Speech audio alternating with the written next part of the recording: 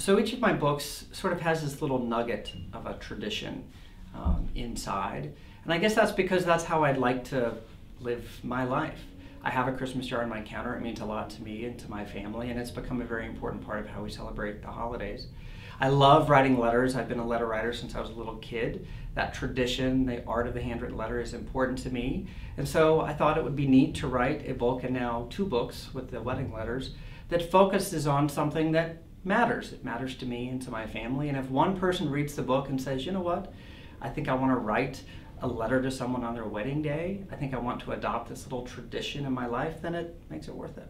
Mm-hmm. So a couple of weeks before I got married, many moons ago, my wife and I got what was essentially a wedding letter. We didn't know it was a wedding letter at the time. I wasn't even writing books then, but we got a letter that gave us some really meaningful, valuable advice on how to be married, how to be a happy, healthy married couple. And I've cherished that letter ever since. And I suppose for me that was the beginning of a tradition that I didn't even know existed yet.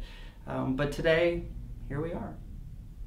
So I don't get up early in the morning and go sit in my bathrobe to write because I like to be alone for long stretches of time. I do it because I know eventually somebody is going to buy that book and read it, and that's going to mean something to them, and I'm going to get to meet them. I mean, that's why writers write. At least for me, it's the opportunity to eventually stand in front of somebody, look them in the eye, and to have them tell me what the book meant to them. For better or worse, sometimes I meet fans who don't necessarily love my books, and that's okay too. But this is why writers write. It's the opportunity to write something that touches somebody and that makes them, I hope in the case of the wedding letters, not just put the book back on the shelf, but to actually do something and to take action with a really simple idea that I generated at 3 in the morning in my bathrobe. There's something really gratifying about that.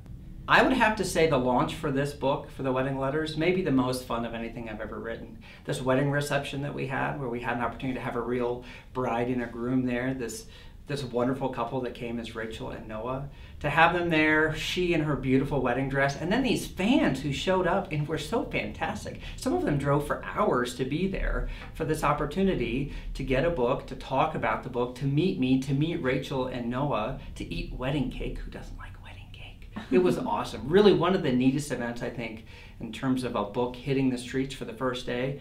The best probably of my career. One of my favorite memories of finishing the book was the day that my daughters read a rough draft. And both my daughters came to me together and said, are we going to get a book of wedding letters exactly like Rachel? And I said, absolutely. The only difference probably is that it'll be their mom that puts the book of wedding letters together and not me. That's probably not something my wife would trust me with. As I look ahead, the most exciting thing for me would be in 2 or 4 or 10 years to be at a wedding and to walk in and to see on the table a book of wedding letters. How cool would that be to know that this little book would inspire not a fictional family, but a real family to collect their letters and give it to their loved ones on their wedding day? That's what I'm waiting for. So I hope people will come find me on Facebook. It's facebook.com/JFWBooks, or you can visit my personal website at www.jasonfwright.com.